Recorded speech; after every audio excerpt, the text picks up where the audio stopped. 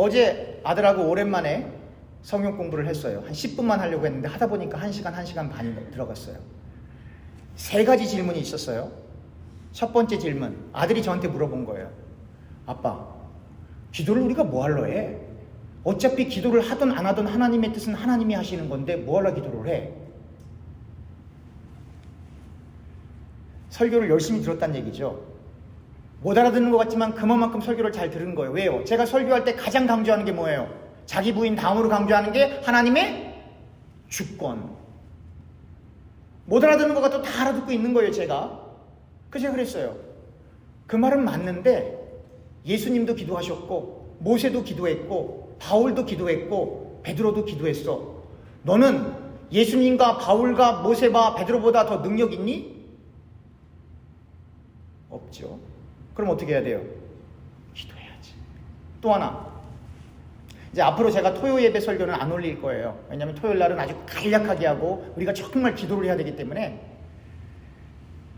다 하나님의 뜻이라고 하지만 제가 전쟁에 나가야 되는데, 전쟁에 나가서 상대방하고 싸워야 되는데, 전쟁에 나가기 전에 기도하는 그 군인들이 하나님, 이기던 지던 하나님 뜻대로 합니다. 그렇게 기도할 군인이 있을까요? 없을까요?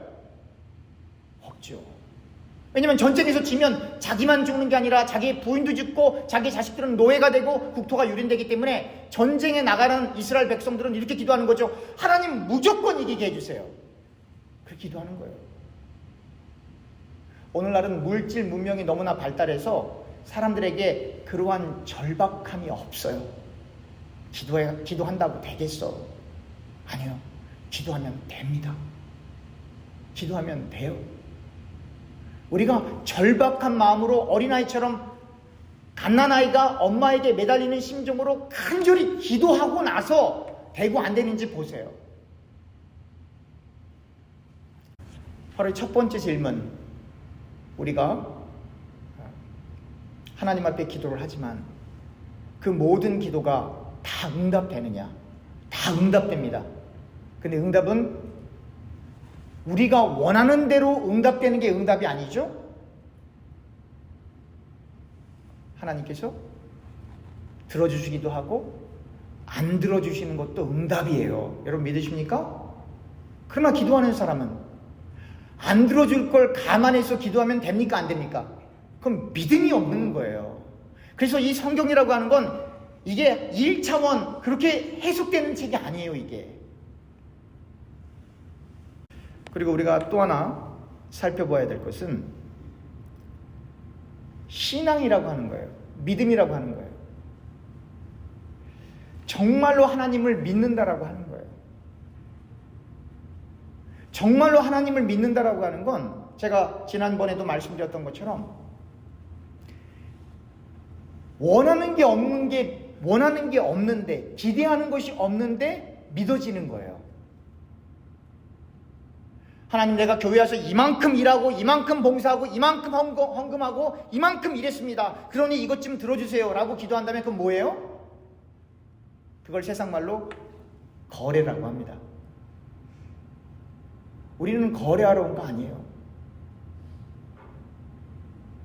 우리가 믿음을 가지고 간절히 기도하지만 그러나 그것이 이루어지고 안 이루어지고는 하나님께 달려있기 때문에 성경에서 기도하라고 하니까 기도하는 것이고 내가 무엇을 얻기 위해서 기도한다기보다도 다른 길이 없기 때문에 하나님 앞에 우리가 나오는 거예요.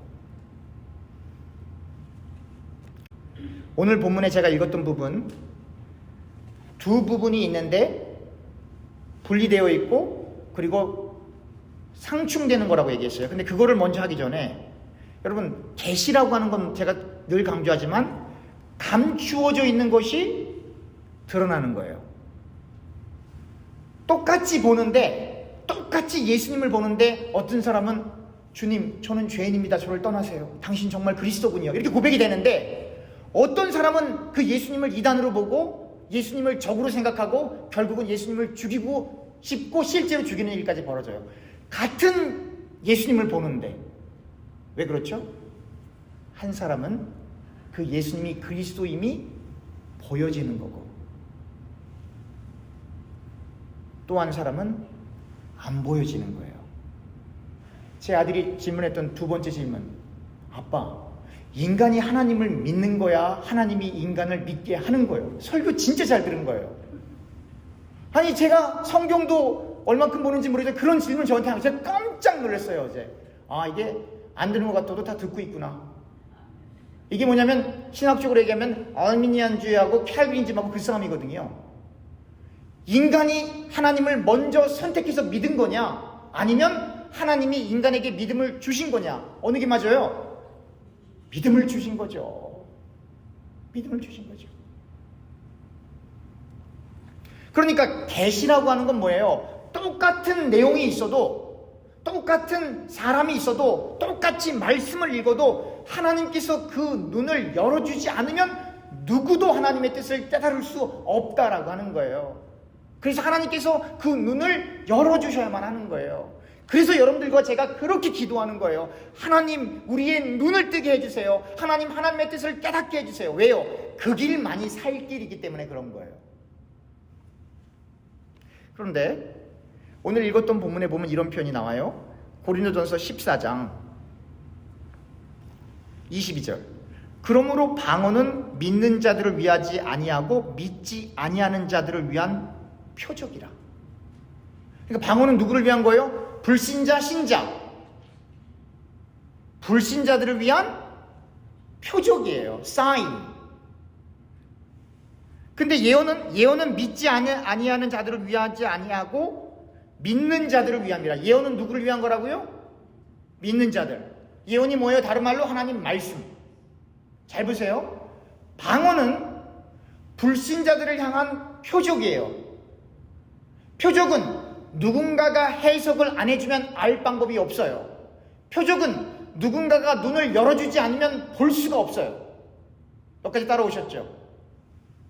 그런데 말씀은 한국 사람이면 한국말로, 미국 사람이면 영어로 그렇게 자기들의 언어로 일단 설명을 하기 때문에 들을 수가 있어요. 근데 왜 이 예언이, 이 하나님의 말씀이 믿는 자들에게 표적이 될까요? 믿는 사람만이 그 표적이 왔을 때, 하나님의 말씀이 왔을 때 이해가 가지는 거예요. 아시겠어요? 내가 말씀을 읽는데 이해가 안 가. 예수님이 죽었다가 부활하셨다고 하는데 그게 안 믿어져. 왜 그렇죠? 하나님이 내 안에 안 계시니까 안 믿어지는 거예요. 그러니까 말씀이 객관적으로는 로고스라고 하잖아요. 객관적인 말씀. 여러분 그런 얘기 들어보셨잖아요. 레마의 말씀 들어보셨잖아요. 그 말씀이 내 심령 가운데 들어와서 내가 깨달아지고 믿어지고 그 말씀이 나를 지배하는 그 역사가 일어날 때 그게 실제로 나의 말씀이 되는 거잖아요. 여기 밥이 맛있게 있는데 아 참 저 밥 맛있겠다 그리고 안 먹고 그냥 지나가면 그냥 밥이 있는 거지만 그 밥을 내가 먹고 소화를 시키면 내가 영양분을 얻는 것처럼 하나님의 말씀이 저기 이렇게 있지만 그러나 그 말씀이 내게 들어와서 내 속에 역사를 해야 그 말씀이 내 말씀이 되는 거 아니에요. 하나님 말씀이지만. 그러니까 하나님의 말씀, 즉 그 예언이 믿는 자들에게 표적이다라고 하는 건 뭐예요? 믿는 자들에게는, 믿는 자들도 불신자들도 그 말씀을 듣고 아무것도 할 수 없지만 그러나 하나님께서 그 눈을 열어주면 그 표적이 내가 이해할 수 있는 말로 들린다 이 말이에요. 그래서 오늘 성경에 그 뒤에 나와 있는 내용이 뭐냐면 방언을 하니까 불신자들이 그걸 보고 저 사람 미쳤다라고 얘기할 거예요. 그러나 미쳤다라고 이야기를 하지만 그러나 그들 마음속에 조금 신비한 뭐가 있기는 있네라고 표적이 된다 이 말이에요.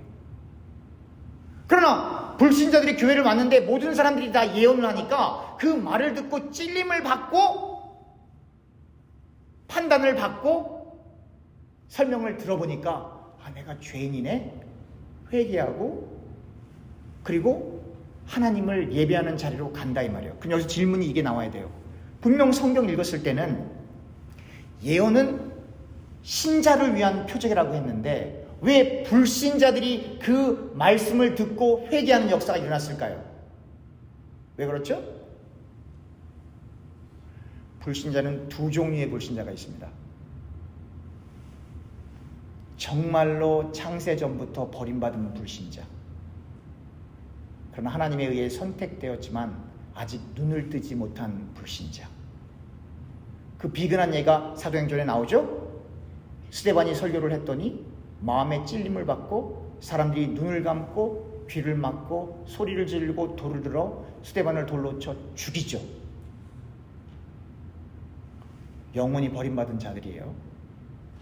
그러나 베드로가 한번 설교를 하니까 수많은 사람들이 회개하고 죽게 돌아오는 거예요. 선택된 사람들이죠.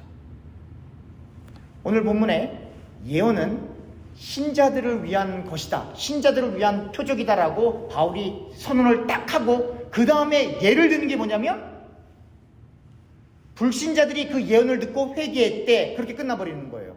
근데 분명 전에는 뭐라 그랬어요? 예언은 신자들을 위한 것이라고 했잖아요. 그러니까 이 불신자들이 그 말을 듣고 회개하고 하나님 앞에 나왔다라고 하는 건 아직 눈 뜨지 못한 신자였던 거예요. 성경은 이렇게 보는 겁니다. 그런데 이 사인이라고 하는 것, 이 표적이라고 하는 것은 대단히 중요한데요. 그것을 볼 수 있는 것은 인간이 못 봐요. 하나님이 눈을 열어줘야만 그걸 볼 수 있는 건데요. 우리 성경 구절 찾아보겠습니다. 마태복음 16장 1절부터 4절입니다. 바리새인과 사두개인들이 와서 예수를 시험하여 하늘로부터 오는 표적 보이기를 청하니 예수께서 대답하여 이르시되 너희가 저녁에 하늘이 붉으면 날이 좋겠다 하고 아침에 하늘이 붉고 흐리면 오늘은 날이 굳겠다 하나니 너희가 날씨는 분별할 줄 알면서 시대의 표적은 분별할 수 없느냐. 악하고 음란한 세대가 표적을 구하나 요나의 표적밖에는 보여줄 표적이 없느니라 하시고 그들을 떠나가시니라. 여기서 악하고 음란하다라는 동요로 보시면 돼요. 악하고 정말로 악한, 우리가 음란 그러면 잘 엉뚱한 쪽으로 생각하는데 구약에서는 우상숭배한 게 음란한 거예요. 하나님 말씀 벗어난 게 음란한 거예요. 그러니까 이게 우리가 현대를 살아가는 사람들이 알고 있는 그 언어와 조금 정황이 다른 단어예요, 사실은. 이렇게 바리새인들과 사두개인들이라고 하면 하나님의 말씀을 누구보다도 잘 아는 사람들인데 이 사람들이 정말 예수님이 그리스도라면 표적을 보여달라고 하는데 예수님께서 이미 다 표적을 보여주셨어요. 이미 다 병든 사람 고치고 귀신 내쫓고 오병이어 기적하고 못 걷는 사람 일으키고 그거보다 더 명백한 표적이 더 어디 있어요. 그런데 그 예수님께서 내가 이러이러한 일을 했지 그렇게 말씀하지 않으시고 요나의 표적밖에 없어 라고 말씀을 해주심으로 말미암아 오늘날을 살고 있는 현대의 기독교인들이 저기 가면 병이 낫는데 저기 가면 괜찮아진대 저기 가면 부자 된대 그러한 표적을 따라가서 신앙생활하면 큰일 난다라고 말씀해 주시는 거예요. 예수님. 왜냐하면 이 땅이 다가 아니기 때문에. 누가복음 11장입니다.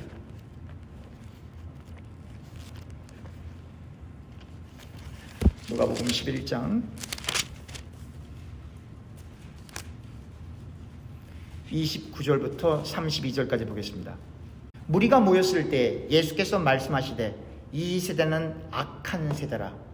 표적을 구하되 요나의 표적밖에는 보일 표적이 없나니 요나가 니느웨 사람들에게 표적이 됨과 같이 인자도 이 세대에 그러하리라. 심판 때에 남방 여왕이 일어나 이 세대 사람을 정죄하리니 이는 그가 솔로몬의 지혜로운 말을 들으려고 땅 끝에서 왔음이거니와 솔로몬보다 더 큰 이가 여기 있으며 심판 때에 니느웨 사람들이 일어나 이 세대 사람을 정죄하리니 이는 그들이 요나의 전도를 듣고 회개하였음이거니와 요나보다 더 큰 이가 여기 있느니라. 니느웨 사람들은 이스라엘과 철천지 원수 관계예요. 그래서 요나가 하나님의 말씀을 듣고 니느웨로 가야 되는데 거기를 안 가고 다시스로 도망을 갔던 이유죠. 철천지 원수기 때문에. 여러분 요나서를 우리가 예배 시작할 때 제가 읽어봤지만 요나가 제대로 전도도 안 했어요. 하기 싫은 거 억지로 했거든요. 그런데 어떤 일이 벌어졌어요? 회개하는 역사가 벌어졌어요. 회개하는 역사가 벌어졌어요. 그래서 이 간략한 말씀을 통해서 무엇을 알 수 있냐면 전도는 사람이 한다, 하나님이 한다? 하나님이 한다. 그러면 하나님이 하시는 전도를 우리가 하면 어떤 일이 벌어지는 거예요? 우리가 누구의 도구가 되는 거예요? 하나님의 도구가 되는 거예요. 심지어 우리가 억한 심정으로 저 사람은 우리 교회 오면 안 돼, 혹은 난 저 사람은 꼴보기 싫어, 저 사람은 미워 라고 하는 그러한 원수적인 안 좋은 마음이 있다 할지라도 요나처럼 입을 열어서 말하면 니느웨 사람들이 회개하는 역사도 일어난다 하는 거예요. 그래서 전도는 사람이 하는 것 같아도 하나님이 하시는 거예요. 제가 여러분들께 한번 여쭙겠습니다. 이 세상을 살면서 가장 귀한 일은 어떤 일일까요? 부러보라마나 예수 믿는 사람에게는 어떤 일이에요? 하나님 일이죠. 하나님 일. 바로 하나님의 말씀을 나누는 일이 가장 중요한 거예요. 제 아들이 제게 물어봤던 세 번째 질문. 아빠, 개신교는 캐톨릭처럼 그 전통을 안 따르잖아. 개신교는 유대교인들처럼 번제, 화목제, 속건제 그뿐만 아니라 다른 제의활동도 안 하잖아. 근데 왜 개신교인들은 왜 지금도 인간의 전통을 따라가지? 이게 무슨 얘기인 줄 아세요? 이 예배 순서 누가 만들었어요? 제가 만들었나요? 제가 오기 전엔 이런 예배 순서 없었나요? 있었죠. 이거 누가 만들었어요? 사람들이. 제가 다시 한번 여쭙습니다. 이 예배 순서가 성경책 속에 기록되어 있나요? 성경책 속에 예배 시작할 때는 사도신경을 암송해라, 예배 시작할 때는 꼭 성령 찬양을 불러야 한다, 예배 시간에는 꼭 찬양을 해야 한다, 예배 시간에 피아노 반주도 하고 파워포인트 띄워라, 성경 구절에 있나요, 없나요? 이게 전통이에요. 개신교 전통, 특별히 한국 장로교 전통이에요. 이게 저도 그 전통을 존중하기 때문에 성령 찬양을 꼭 부르고, 저는 개인적으로 성령 찬양이 제일 좋아요. 개인적으로.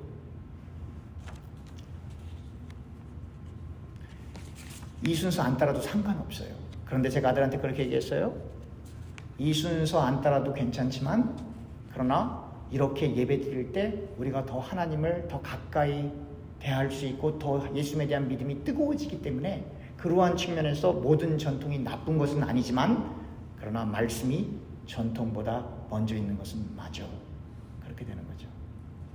여러분, 한국에서는 그런 일들이 있었어요. 지금은 뭐 다 옛날 얘기라, 뭐 제가 중고등학교 때 얘기니까 교회에 뭐 드럼을 갖고 와도 되냐 안 되냐 막 그래갖고 막 장로님들하고 막 선생님들하고 막 다투고, 막 아이들이 강대상에 신발 신고 온다고, 막 저희 같은 경우 진짜로 장로님들한테 걸리면 정말 눈물 날 만큼 혼났다고요, 어렸을 때. 그런데 어떻게 됐어요? 결국은 뭐 드럼도 들어오고 다 들어오잖아요. 근데 여러분, 조금만 역사의식이 있으면 사실 그거는 아무것도 아니거든요. 저 피아노 어디 있었어요? 원래가 옛날에 술집에 있었던 거예요. 피아노가 원래. 여러분, 사람들이 음악을 좋아하니까 그게 교회로 넘어온 거고, 중세시대에 타락을 하고 시대가 계속 타락해버리니까 몇 억짜리 무슨 뭐 오르가니 뭐 이런 거 갖다 놓는 거라고요. 그게 왕궁을 짓는 거죠. 왕궁을. 그럴 수밖에 없는 게 추기용이나 이런 사람들 앞에 와서 무릎을 꿇고 기도를 받아야 정치를 할 수 있을 때니까. 그래서 깨어있는 기독교인들이 이렇게 얘기하는 거예요. 여기서 예배드리는 것이 중요하지만 세상에 나가서 양보하는 게 더 중요합니다. 여기서 기도하는 것이 중요하지만 세상에서 어려운 사람들을 돕는 일이 중요합니다. 교회에 와서 열심히 봉사하고 열심히 헌신하는 것도 중요하지만, 저도 찔리는 말이기 때문에 집에서 큰 소리 안 치는 것도 중요합니다. 삶의 예배를 강조하는 거예요. 그게 개신교, 리폼 티올로지, 개혁주의. 말씀을 맺겠습니다. 여러분들과 저는 솔직하게 지금부터 세상에서 나가서 마음대로 살아요 해도 나갈 수 있는 사람 있어요, 없어요? 우리는 too late이라니까요. 못한다니까요. 그게 안 돼요. 세상 사람들과 버무러져서 세상 사람들이 생각하고 세상 사람들이 원하는 대로 살 수가 없어요. 우리는 그게 안 된다니까요. 이 속이 막 뒤집어져서. 그럼 우리는 어디 와야 제일 기쁠까요? 어디 와야 제일 마음이 안식이 느껴질까요? 교회 오면 기쁜 거고, 교회 오면 행복한 거고, 교회 오면 안식을 누리는 거 아닙니까? 왜 그렇죠? 교회의 머리 되신 분이 예수님이시기 때문에. 그래서 우리가 이렇게 좋은 날씨에도 이렇게 교회를 오는 거죠. 오라는 데는 없어도 갈 데가 우리가 얼마나 많아요. 근데 그 스케줄을 안 따라가고 우리는 주일 성수하는 거죠. 왜냐면 우리는 하나님의 자녀이기 때문에.